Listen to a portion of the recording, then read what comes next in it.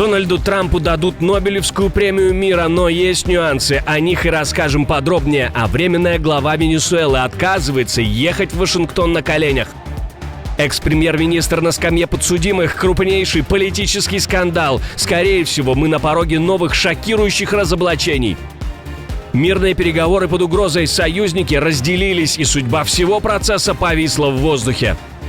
Президент задействует войска, ситуация становится все сложнее. Команде лидера срываются на оппонентов, а главного оппозиционера просто уничтожают словами. Что происходит? Об этих и других самых главных событиях вечера пятницы 16 января. Только самое интересное и самое важное в эфире «Нехта». Я Алексей Бурлаков. Спасибо, что вы с нами. Стрельба в центре Москвы. Ночью в центре российской столицы раздавались выстрелы. По сообщениям в городских пабликах, в автобусе трое мужчин буянили, подросток сделал им замечание, и конфликт переехал на улицу. И там уже пошли выстрелы. 17-летний парень стрелял из травматического пистолета. После стрельбы мужчины избили самого стрелка. В итоге пострадали 4 человека, включая подростка. Полиция, как пишут московские паблики, задержала 6 предполагаемых участников конфликта. Теперь будут разбираться, кто именно стрелял, кто бил и что это вообще было. Мирные переговоры под угрозой. Париж и Рим зовут перезагрузить прямые контакты с Путиным. Но у этой инициативы сразу появляется резкий и сильный противник. Лондон отвечает жестко, рано и вообще непонятно, с кем там говорить. Глава МИД Великобритании Ивет Купер в интервью «Политику» заявила, что Москва не показала никакой реальной заинтересованности в мире, и она не видит доказательств того, что Путин готов сесть за стол переговоров. Мы видели огромную приверженность работе, которую Украина проводит вместе с США и при поддержке Европы, чтобы разработать планы мирного устройства, включая гарантии безопасности. Но пока я не вижу доказательств того, что Путин готов сесть за стол переговоров. Центр тяжести сейчас Украина и ее ближайшие союзники, которые вместе с США и при поддержке Европы готовят контуры мирного урегулирования, включая гарантии безопасности. А в Брюсселе тем временем нервничают. Если Вашингтон перехватит инициативу в диалоге с Москвой, ЕС могут просто отодвинуть в сторону, поэтому в блоке обсуждают создание отдельной должности спецпосланника по Украине, чтобы закрепить себе место за будущим столом.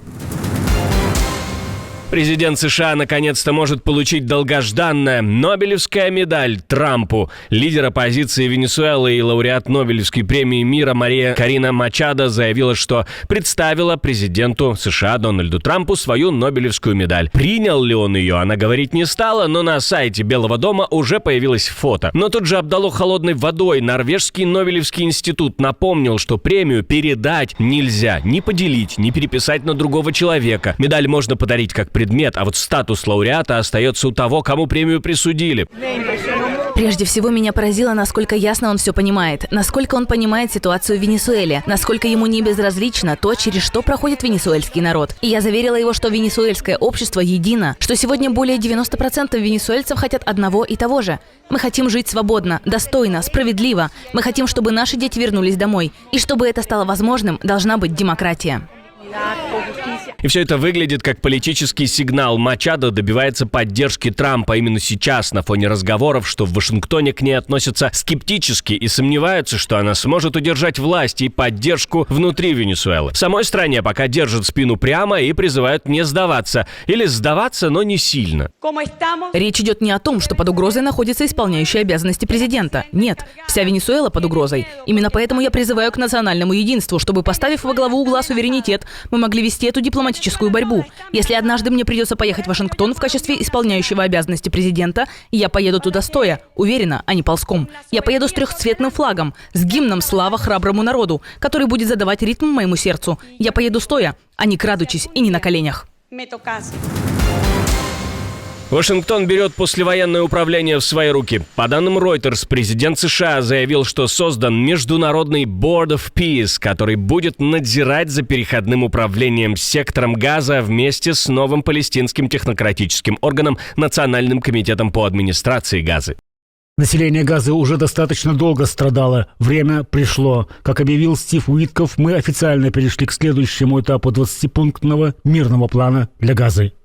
Трамп привязал это к следующему этапу 20-пунктного плана после прекращения огня, демилитаризация, технократическое управление и восстановление. Отдельно президент США утверждает, что после прекращения огня Вашингтон обеспечил Газу рекордными объемами гуманитарной помощи, и теперь условия созданы для следующего шага. Но вокруг конструкции уже много сомнений, у плана нет ясной схемы полномочий и гарантии исполнения, а согласие на разоружение Хамас и реальную передачу управления остается самым взрывоопасным пунктом. Экс-премьер-министр на скамье подсудимых. Украинскому политику выбрали меру пресечения. Юлия Тимошенко все отрицает и называет дело политическим. Она утверждает, в разговоре, записанном правоохранителями и слитом в сеть, нет ни слова о деньгах, а записи скомпіліровані і не соответствуют действительности. Про що я хочу сказати? Що навіть якщо вони мене будуть вивозити силоміць з України, я нікуди не поїду. Тому що коли я буду мати основний виступ, і я розкажу, що робиться сьогодні з країною, цією сворою, ви просто зрозумієте, що я не тільки нікуди не поїду, а я буду тут доки, поки країна не буде від них звільнена. І тому ніякого не може бути навіть сумніву у НАБУ, в САП, у тих, хто над ними стоїть, хто їм дає політичні вказівки, що я куди-небудь зникну.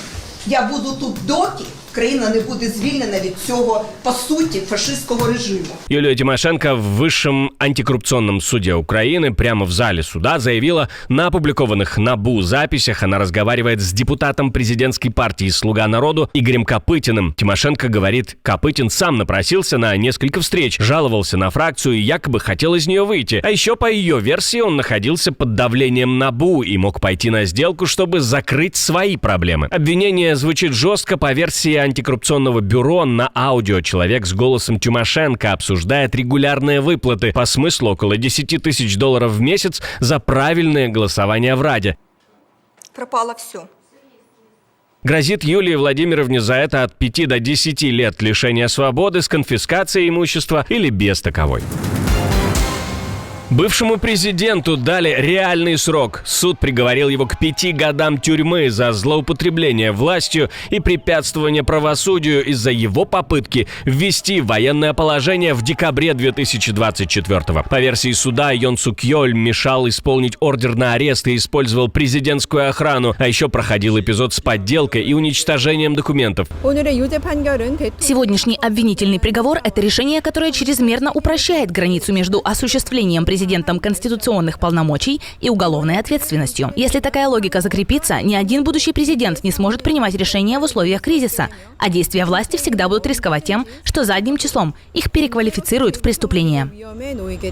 Это только первый приговор в серии дел. Прокуроры просили 10 лет, защита уже говорит об апелляции. А впереди у Юна еще отдельный процесс по обвинению в восстании из-за того самого военного положения. Там обвинение требует смертной казни.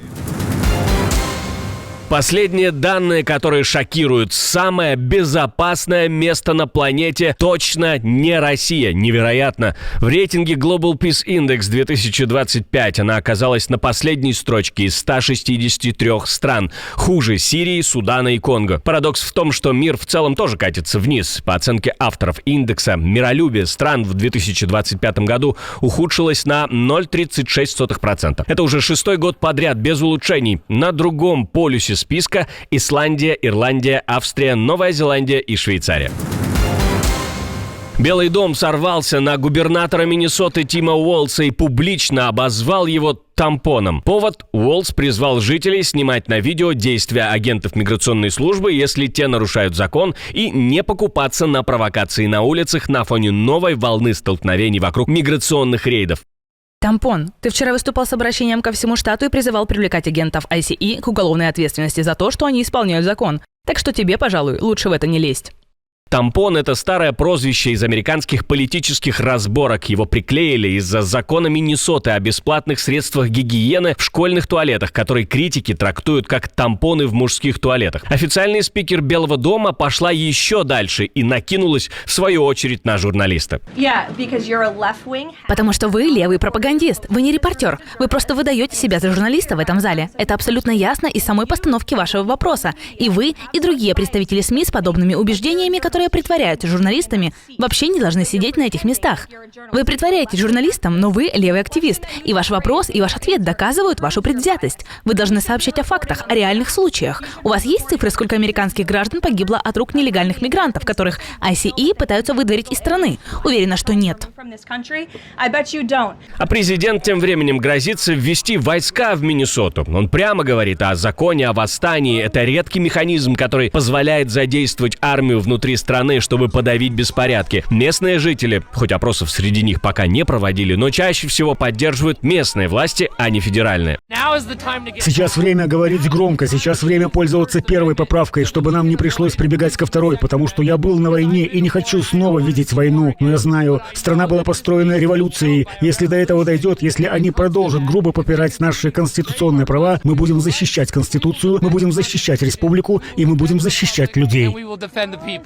Напряжение взлетело после 2 эпизодов со стрельбой за неделю. 7 января агент миграционной службы смертельно ранил в машине 37-летнюю Рене Николь Гуд, а накануне еще одного мужчину ранили в ногу во время операции. Белый дом через пресс-секретаря Кэролайн Левит отвечает жестко: решение только за Трампом. Его предупреждение очень громко и четко услышали демократы. А в прошлом выпуске мы рассказывали вам о попытке прорыва границы, о внезапном появлении Путина, который под видом быстрого мира фактически напомнил, что пока Киев и союзники не созреют, война будет продолжаться. Отдельно говорили про ядерную тревогу. Кремль напомнил, что последний договор с США истекает уже скоро. Союзники перебрасывают силы в Гренландию на фоне тупиковых разногласий в Вашингтоне, а Украина заявляет о теневом зерновом флоте и обещает добить эту схему санкциями и давлением через европейские структуры. Посмотрите обязательно, если пропустили, а мы с вами увидимся уже утром.